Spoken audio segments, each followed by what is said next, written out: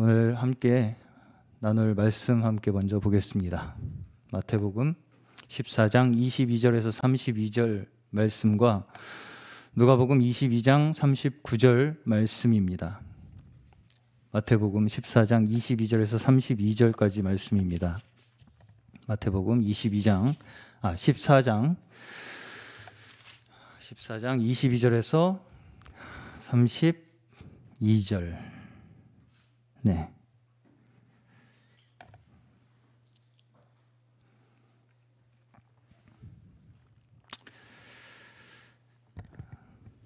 네, 저와 성도님들께서 한 절씩 교독하시겠습니다. 제가 먼저 22절부터 읽겠습니다. 예수께서 즉시 제자들을 재촉하사 자기가 무리를 보내는 동안에 배를 타고 앞서 건너편으로 가게 하시고 무리를 보내신 후에 기도하러 따라 산에 올라가시다. 저물매 거기 혼자 계시더니 배가 이미 육지에서 술이나 떠나서 바람이 거스름으로 물결을 인하여 고난을 당하더라. 밤사경에 걸어서 제자들에게 제자들이 그 바다 위로 걸어오심을 보고 놀라 유령이라 하며 무서워하여 소리 지르거늘 예수께서 내니 두려워 말라. 베드로가 대답하여 가로되 주여 만일 주시어든 나를 명하사 물 위로 오라 하소서 한데 오라 하시니 베드로가 배에서 내려 물 위로 걸어서 예수께로 가되 바람을 보고 무서워 빠져가는지라 소리질러 가로되 주여 나를 구원하소서 하니 예수께서 저를 붙잡으시고 가라사대 적은 자여 왜 의심하였느냐 하시고 배에 함께 오름에 바람이 그치는지라. 아멘. 다음 누가복음 22장 39절 말씀입니다. 누가복음 22장 39절.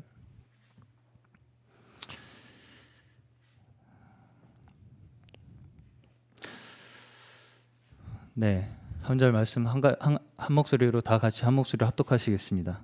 시작. 예수께서 나가사 숲간을 쫓아 감람산에 가심에 제자들도 쫓았더니. 아멘.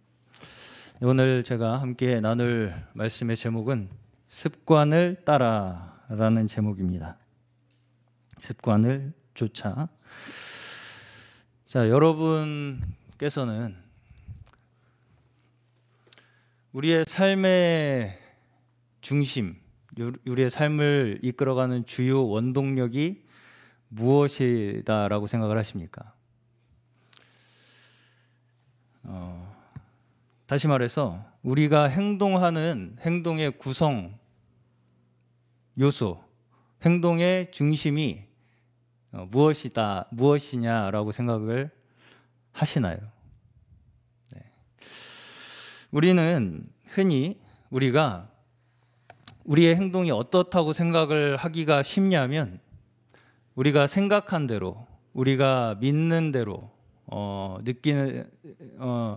그 모든 느끼는 것을 내가 의식적으로 반응하는 대로,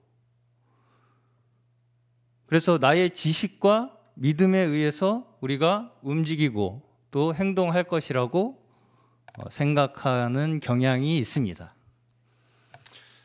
네, 무슨 말씀인지 잘 이해가 안 가시죠? 네, 한번 영상을 잠시 함께 한번 보겠습니다. 먼저 아까 그 영상 한번 틀어주셔 보시겠어요?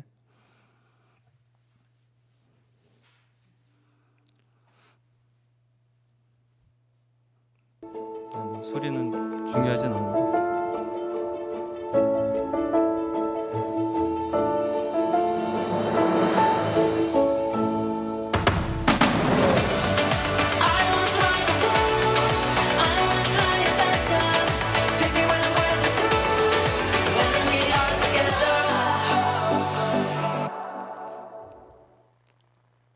네, 별 영상은 아니고요.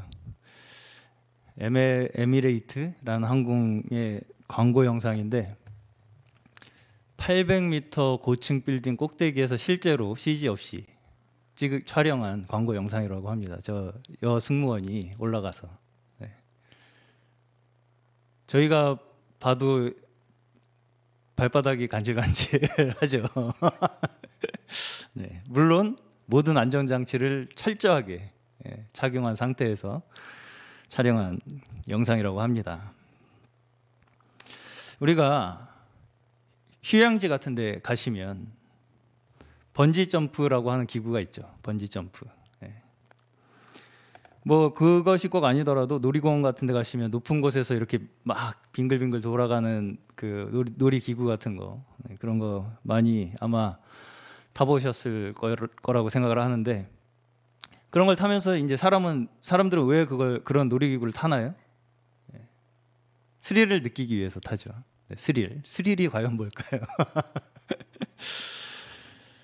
만일 우리가 완전히 이성적이다, 그래서 모든 원칙을 다 알고 있어요.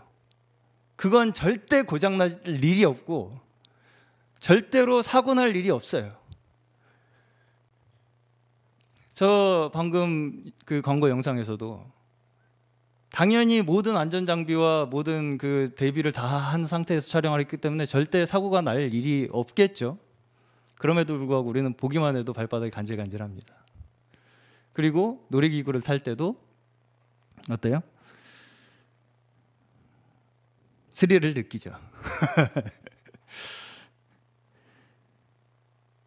만약에 이 기계에 대한 전문 기술자들이 완전하고 정확하고 아무런 오차도 없이 설계되어서 결코 고장나거나 부서지지 않는 기계다라는 것을 완전하게 믿고 있다, 그렇다면 그 재미는 많이 반감될 거예요, 아마.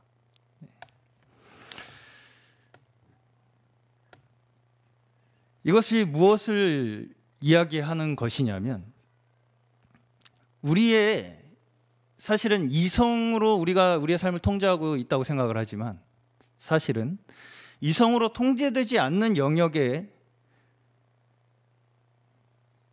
일들이 우리를 지배하고 있는 부분이 상당히 많다라는 거예요.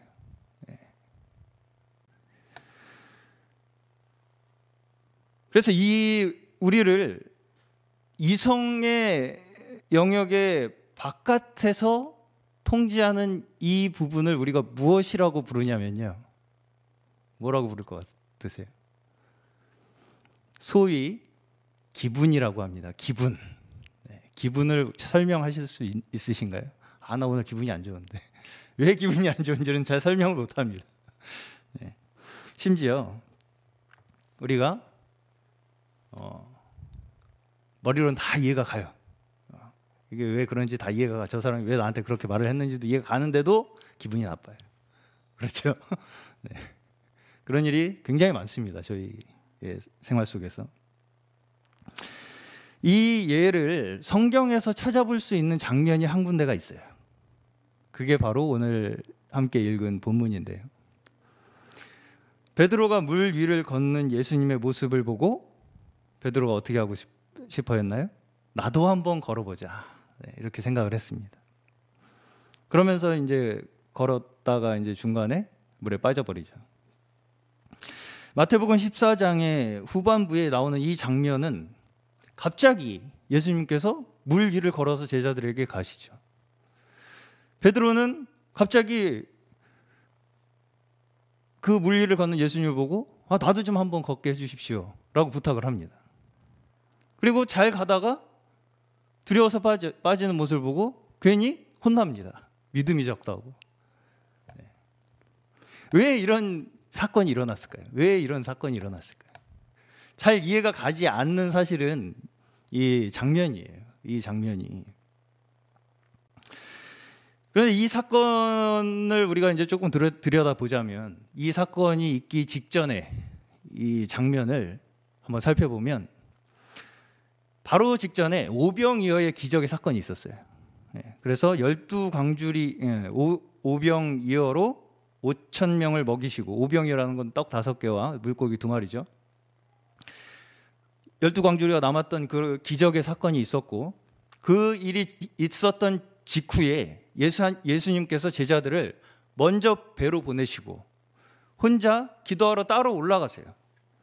그런데 그 사이에 배가 폭풍을 만나서, 제자들의 배가 폭풍을 만나서 제자들이 두려움에 떨고 있었던 그때에 예수님께서 바다 위로 걸어오시는 것을 제자들이 발견하게 됩니다. 이런 장면이죠. 그리고 그것을 본 베드로가 이제 결과적으로 저도 좀 물 위를 걷게 해주실 수 있으십니까? 이렇게 이제 부탁을 하는 그런 장면입니다. 왜 베드로가 이렇게 예수님께 물 위를 한번 걸어보겠다고 부탁을 했을까요? 자신도 이런 어떤 놀라운 기적의 체험을 한번 해보고 싶었겠죠. 기적의 체험을. 그런데 곧 베드로는 두려워서 물에 빠져버리게 돼요.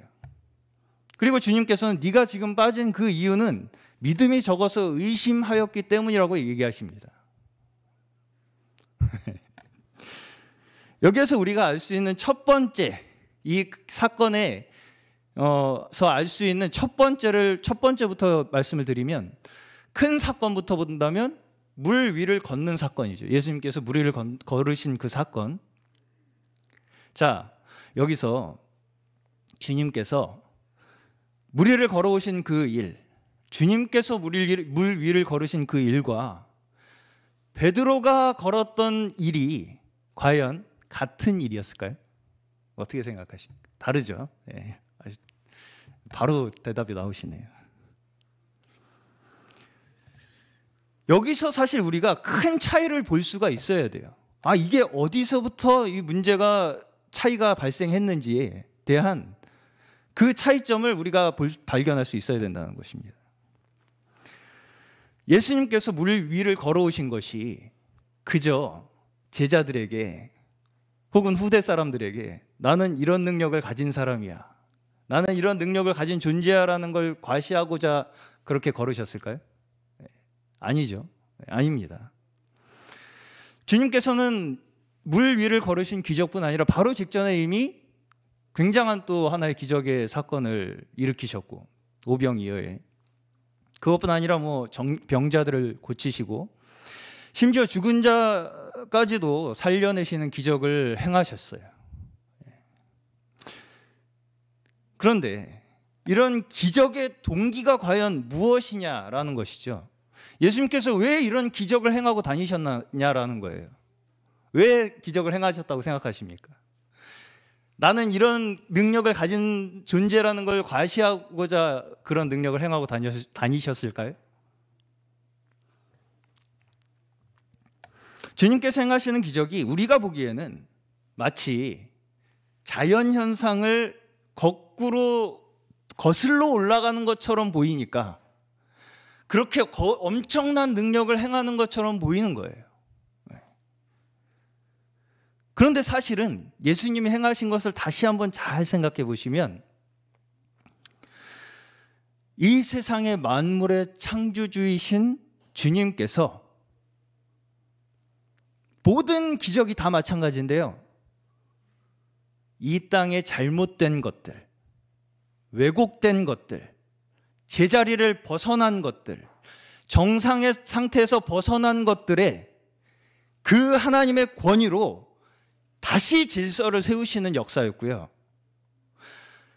제자리를 벗어난 것에 제자리를 다시 찾아주는 역사였고요, 비정상을 정상의 상태로 되돌리는 그 역사가 다 주님의 기적의 역사였어요. 그런데 마치 이것이 우리 눈에는 자연현상을 거꾸로 뒤집는 것처럼 보이다 보니까 이것이 너무나 놀라운 기적처럼 느껴지는 것이죠. 그런데 이런 사건들을 대한 이 베드로의 마음에는 너무 신기하니까 신기하죠. 당연히 물 위를 걸어오시는데 신기하니까 나도 한번 체험해보고 싶은 거예요. 이 기적을 실제로 나도 한번 해보고 싶은 거예요. 그리고 저도 그 주의 능력을 저도 한번 체험하게 해주십시오. 이렇게 이제 부탁을 한 것입니다. 그렇지만 베드로의 그 마음이 그저 그 예수님이 행하신 기적의 현상에 머물러 있다 보니까, 다시 말해서 근원적인 문제, 예수님께서 문제라고 생각하시는 그 문제, 지금 풍랑이 일어나고 있어요. 그리고 그 풍랑을 만난 제자들이 두려워하고 있어요. 이것이 문제 아닙니까? 문제예요. 네. 그 모든 상황을 바로잡고자 하시는 주님의 마음에는 전혀 접근하지 못하고 있죠. 전혀 모르고 있어요. 그냥 너무 신기하니까 엄청난 상황 속에서도 그 기적을 나도 한번 해보고 싶은 그 마음밖에 없는 거예요. 그러다 보니까 그 체험을 일시적으로는 경험해요. 일시적으로 바다 위를 베드로도 걷죠. 근데 막 풍랑이 또 몰려오니까 무서워서 펑 빠져버리죠. 그래서 구원하여 주셨어 이렇게 해서 이제 살아납니다. 자, 두 번째로 베드로를 중심으로 조금 더 살펴보면, 베드로는 지금 마치 놀이기구를 타는 사람의 심정으로 예수님을 바라보고 있는 거예요. 뭔가 흥분되는 경험이 내 앞에 놓여 있는 것처럼, 그런 마음처럼 보입니다.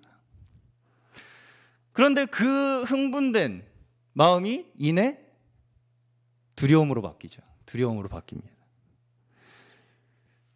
이것이 바로 우리의 이성과 우리의 기분이 상충되는 지점이에요. 내가 보기에는 신날 것 같았는데 막상 하니까 무서운 거예요. 이성적으로 이게 이해가 가십니까? 논리적으로? 예.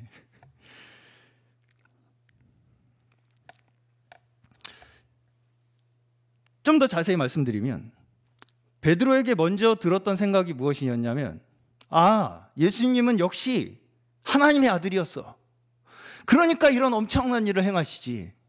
예수님은 역시 못하시는 일이 없구나 라는 생각으로 주님이시여든 나도 걷게 해주옵소서 라고 요청을 했지 않았겠습니까? 소위 어느 정도의 믿음이 있었어요. 예수님에 대한 믿음이 있었습니다. 그 일을 행하시는 예수님이 정말 이 일을 행하실 수 있는 능력을 가지신 분이라는 걸 믿었어요. 그래서 부탁을 한 거죠. 그런데 이내 거대한 폭풍우가 베드로에게 불어닥치니까 무엇이 베드로를 지배합니까? 두려움이 지배하죠. 두려움이 지배해요. 바로 이게 우리가 예상치 못하는 우리의 기분이에요. 기분. 저는 이제까지 너무나 많은 경우에, 너무나 많은 상황 속에서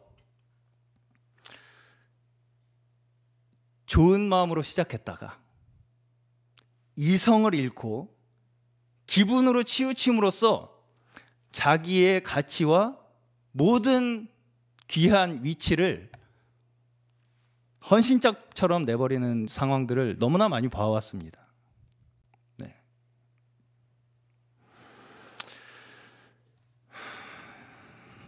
이 기분이라는 것은 우리가 너무나 이성적으로 설명하기가 거의 불가능할 정도로 이해가 가지 않는 영역이기 때문에 내가 무엇을 아무리 이해하고 있다고 생각해도 이 기분이 나아지지 않는 경우가 너무나 많죠.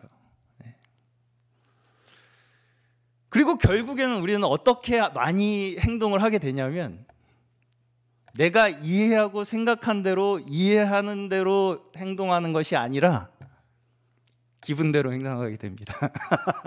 네, 격하게 공감을 하시네요.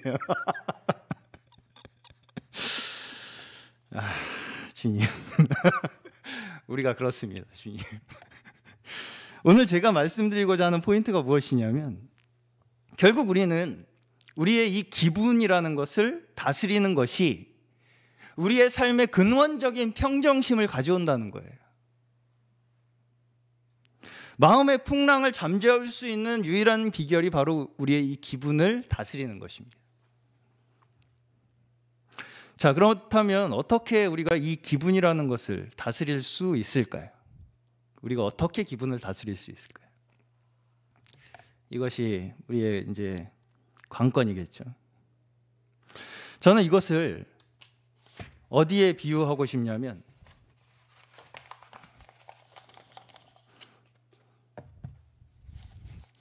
자, 이렇게 종이를 이렇게 말아 놓으면 펴도 말려 있죠.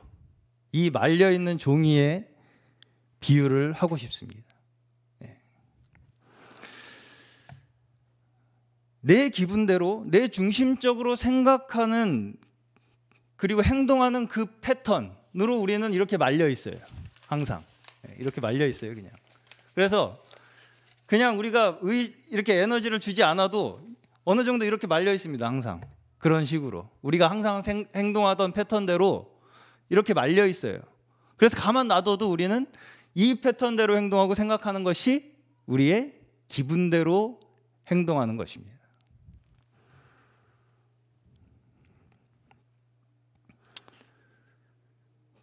그래서 이것을 어떻게 하면 다시 이제 뒤집을 수 있습니까? 거꾸로 말아야죠. 거꾸로 말하려면 이렇게 많은 것보다 조금 더 큰 힘이 들어갑니다. 당연하죠. 네, 어려워요. 지금 벌써 조금 말기가 어렵습니다. 그러면 이제 살짝 이렇게 펴지죠. 네.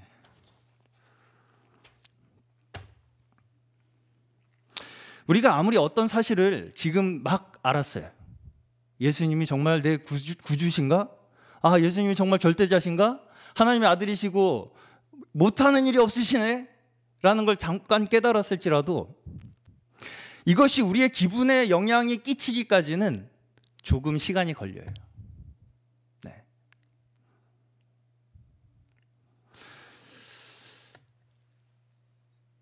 이것이 우리의 기분에 영향을 끼치기 위해서는 우리가 종이를 거꾸로 마는 것처럼 어느 정도의 에너지가 소요가 된다는 것입니다. 그래서 여기에서 제가 첫 번째로 필요한 에너지가 무엇이라고 저는 생각을 했냐면 바로 일상적인 믿음입니다. 일상적인 믿음. 네. 그리고 이 일상적인 믿음이라는 것은 곧 어디에서부터 저는 가능하다고 생각하냐면 일상적인 믿음이라는 게 우리가 생각하기에 그냥 뭐 하는 대로 살면 되겠지, 뭐 하는 대로 하면 되겠지라고 생각을 할 수 있지만 사실은 의외로 이 일상적인 믿음은 근원에 우리가 도달하지 않으면 불가능하다는 것입니다. 다시 우리가 예수님이 물 위를 걸으신 사건을 보면 예수님은 창조주이시기 때문에 이 물 위를 걷는 이 일이 특별한 일이 아니에요. 예수님한테는 특별한 일이 아닙니다. 이 물 위를 걷는 일이. 만물을 다스리고 그 모든 원리를 만드신 분이잖아요. 물도 창조하시고 바람도 만드시고 이 모든 법칙을 만드신 분이에요. 그래서 이 법칙의 지배를 받는 분이 아니고 지배를 하시는 분이죠. 예수님은. 그래서 주님은 뭐예요? 이게 일상이에요. 물 위를 걷는 게 특별한 이벤트가 아니라는 것이죠. 그게 주님의 일상입니다. 그러나 우리에게는 그런 일이 일상이 아닙니다. 우리는 아직도 세상의 법칙의 지배를 받고 있기 때문이죠. 그렇기 때문에 조그만 변화가 생겨도 우리는 두려움에 떱니다. 이것에서 벗어나기 위한 방법은 딱 한 가지인데요. 진리를 믿는 것입니다. 진리가 우리를 자유케 할 것입니다. 법칙을 넘어선, 이 세상의 원칙을 넘어선 그 주관자를 우리가 믿을 때 우리는 거기에서부터 벗어날 수 있게 된다는 것이죠. 성경에 보면 좀 이해가 가지 않는 의아한 장면이 한 가지가 있는데요. 바로 누가복음 22장 아까 읽은 39절의 말씀입니다. 예수님께서 기도를 습관대로 하셨다는 거예요. 습관대로. 이해가 가시나요? 예수님이 습관대로 하셨다는 거예요. 기도를. 습관대로 감람산에 올라가서 습관대로 저녁에 혹은 이른 아침에 새벽에 기도를 하셨다는 거예요. 우리가 생각을 해보면 예수님께서는 어떤 분이십니까? 사실은 하나님 그분 자신이에요. 하나님의 본체시라고 그랬거든요. 그런데 뭐하러 그렇게 장소와 시간과 모든 것을 분별해서 정해서 혼자서 산에 올라가서 기도하셨을까? 잘 이해가 가지 않아요. 사실 솔직히. 그냥 우리가 생각하기에는 걸어 다니시는 그 자체가 기도실 것 같은데, 그냥 뭐 생각만 해도 다 기도실 것 같은데, 과연 이것조차 예수님께서 우리에게 뭔가 보여주시기 위해서 그렇게 하셨을까요? 전 절대 그렇지 않다고 생각합니다. 이것 또한 주님의 일상 그 자체예요. 주님의 일상. 우리가 습관이라고 하면 무의식적으로, 자동적으로 하게 되는 우리의 생각과 행동, 이것을 습관이라고 하죠. 심지어 어떤 사람은 습관에 대해서 뭐라고까지 얘기를 했냐면, 그 사람이 정말 어떤 사람인지를 알려면 그 사람의 습관을 봐야 한다라고 이야기했습니다. 사실 의식적으로 우리가 하는 행동은 얼마든지 우리가 만들어낼 수 있기 때문이죠. 그렇기 때문에 사실은 우리의 일상은 곧 습관으로 이루어져 있어요. 우리가 의식적으로 뭔가 우리의 생각대로, 믿음대로 우리의 삶을 우리의 의지로 이끌어 나갈 수 있을 거라고 생각하지만 사실은 많은 부분이 습관으로 이루어져 있다는 것이죠. 그런데 그 습관이, 우리의 습관이 그냥 그저 우리가 늘 살던 대로 마치 한 방향으로 말려있는 이 종이와 같은 상태로 그냥 내버려 둔다면, 우리가 다시 말해서 우리가 수요일 저녁에 또 주일 오전에 드리는 예배, 또 우리가 교회 가운데서 맡은 직분으로 하는 봉사들, 이 특별한 의식적 이벤트를 끝내고 집으로 돌아갔을 때, 거기에서 우리는 다시 원상태대로 말려 돌아갑니다. 인정하십니까? 네. 결국 우리가 이런 어떤 상황에서 벗어나기 위해서 우리의 의식이 습관을 길들여야 해요. 우리의 의식이 우리의 습관을 길들여야 한다는 것입니다. 그래서 우리 자신의 습관을 우리가 얼마나 잘 길들이느냐에 의해서 우리의 믿음 생활과 신앙 생활은 평온히 유지될 수 있다는 거예요.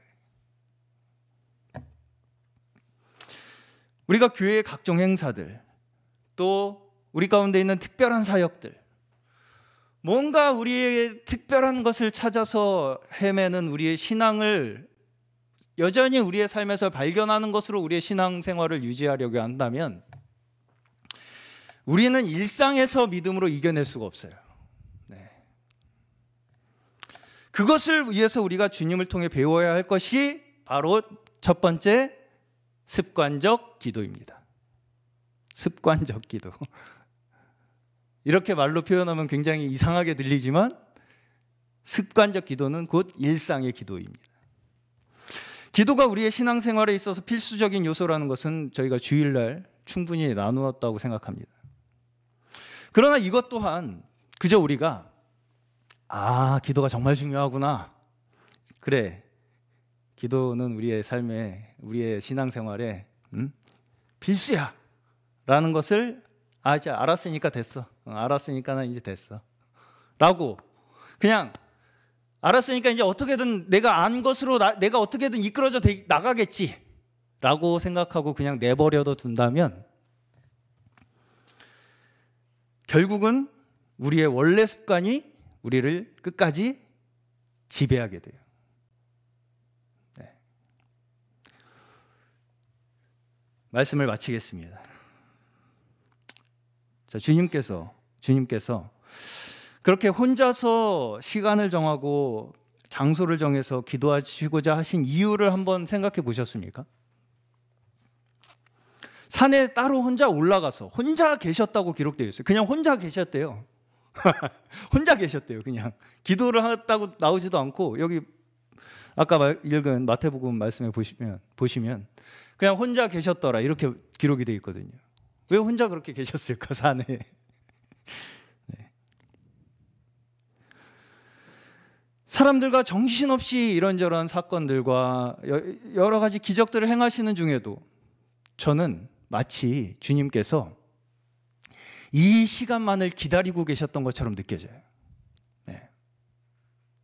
아버지와 함께 있는 그 시간, 나와 아버지와 둘이 함께 있는 그 시간, 이 세상의 모든 풍파들과 그 인간들이 행하고 있는 악들과 인간이 가지고 있는 약함들을 보며 느낀 그 지친 몸과 그 마음을 아버지 앞에 고하면서 안식하고자 하시는 그 주님의 마음, 그 시간만큼은 어떻게든 확보하려고 하시는 것 같이 보여요. 그러니까 제자들을 먼저 보내고, 너희들은 먼저 가, 배 타고 나 혼자 좀 산에 갔다 올게, 기도하러. 이렇게까지 해서 만드시는 거예요. 자기 본인의 그 습관적 기도의 생활을. 이것이 바로 주님의 습관이었다는 거예요. 주님의 습관. 예수님의 습관이 있었어요. 그것이 주님의 믿음의 주이신 주님의 그 삶 자체였음을 우리는 반드시 기억하시기 바랍니다. 믿음의 삶에서 나오는 습관은 기도의 습관이라는 거예요. 네. 우리 지금 교회도 이제 우리 앞에 많은 일들, 또 우리 앞에 놓여진 많은 사역들이 있습니다. 또 우리 또 중요한 한 가지 일을 앞두고 있죠. 교회 이전을 앞두고 다 모두 분주한 마음 가운데 있습니다. 저도 저번 주에 이제 위임을 받고, 그럴 줄 몰랐는데 마음에 엄청난 부담감이 엄습을 하더라고요. 네. 그러나 이러한 우리가 외적인 일들 가운데서도 사실은 우리가 우리의 가장 깊은 곳에 있는 중심을 우리가 향하면서 습관적으로 나오는 믿음, 습관적으로 나오는 기도만이 우리를 충실히 주님의 인도를 따라 나아갈 수 있게 하는 것입니다.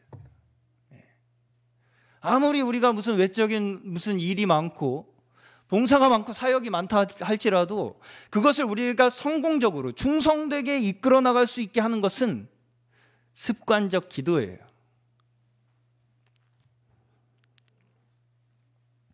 또한 이런 한 번에 우리에게 있는 이러한 전환을 통해서 제가 간절하게 우리 교회 가운데 기도하는 것이 무엇이냐면, 더욱 우리의 믿음이, 더욱 우리의 모두의 믿음이 일상의 믿음으로 나아가기를 간절히 원합니다.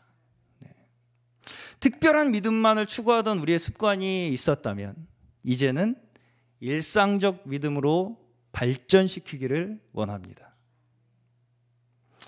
제가 C.S. 루이스라는 한 그 신학자의 기쁨의 하루라는 책에서 일부를 잠시 읽어드리고 말씀을 마치도록 하겠습니다. 믿음의 습관을 훈련하는 첫 단계는 사람의 기분은 바뀌게 마련이라는 사실을 인정하는 것입니다. 그 다음 단계는 기독교를 받아들인 이상 날마다 조금씩이라도 시간을 내서 그 주요 교리들을 찬찬히 마음에 새겨 나아가는 것입니다. 매일 기도하며 성경과 경건 서적을 읽고 교회에 나가는 일이 바로 이 그리스도인의 삶의 필수적인 이유가 바로 여기에 있습니다. 우리는 믿는 바를 지속적으로 상기할 필요가 있습니다. 가만히 내버려 두는데도 살아남을 수 있는 신념은 없습니다. 신념은 계속 북돋워 주어야 합니다. 사실상 믿음을 저버리는 사람 100명 중에 정직한 논쟁을 거쳐서 추론한 결과 믿음을 버리는 사람이 과연 몇 명이나 되겠습니까? 그저 어쩌다가 기분에 의해서 믿음을 잃는 사람이 대부분 아닙니까? 라는 책의 일부였습니다. 우리의 예배 생활, 기도 생활, 또 우리의 교회 봉사, 전도 활동, 심지어 우리의 말하는 습관, 행동의 습관, 우리의 생각의 습관들, 이런 소소한 일상들에 반복되는 것들 속에서 사실은 진정 우리의 믿음이 살아 숨쉬게 되며 우리의 삶을 유지시켜 줄 수 있는 것입니다. 제가 그래서 요새 매일의 오디오 바이블 텔링 큐티 시작했는데, 이것도 제가 뭐 그냥 갑자기 생각이 나서 했다라기보다는 성도님들께 더 일상적으로 말씀이 좀 공급되기를 원하는 제 마음에서 시작된 것입니다.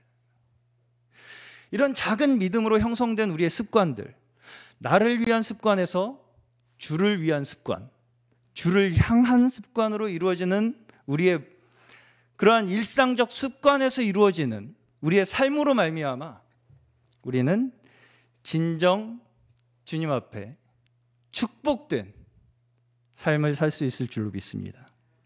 우리 모두 다 함께 정말 이러한 더 우리의 삶의 전체가 주님 앞에 드려지기를 우리 간절히 바라는 저희 모두가 되시기를 주님의 이름으로 축원합니다. 네, 찬양하시겠습니다. 세상 흔들리고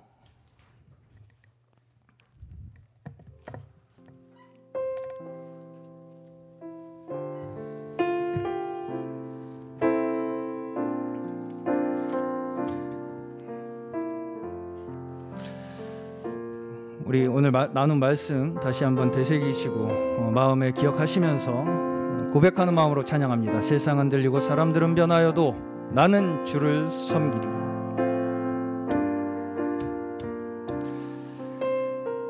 세상 흔들리고 사람들은 변하여도 나는 주를 섬기리.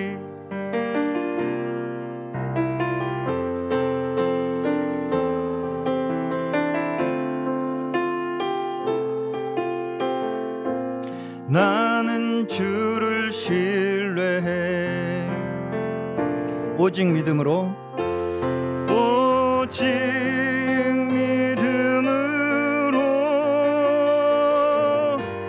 믿음으로 내가 살리라.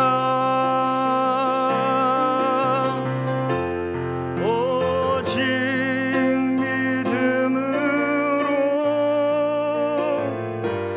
믿음으로 내가 살리라.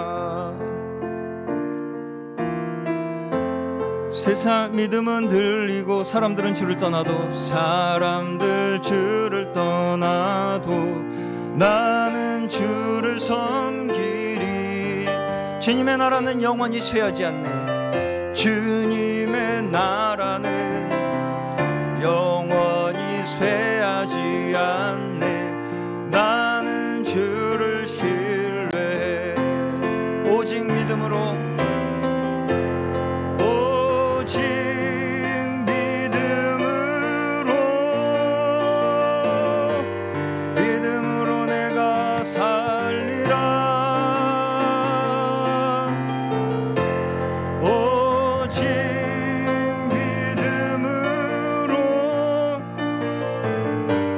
믿음으로 내가 살리라. 오직 의인은, 오직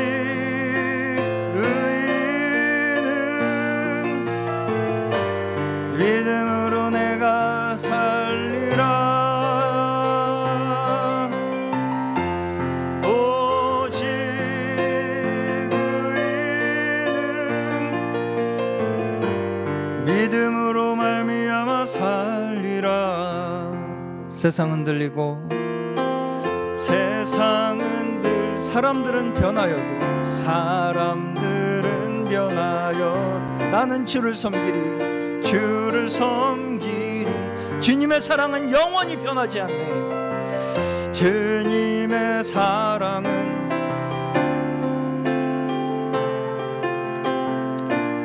나는 주를 신뢰해. 아멘. 우리 먼저 함께 오늘 나눈 말씀 가지고 주님 앞에 나아갑니다. 우리의 낡은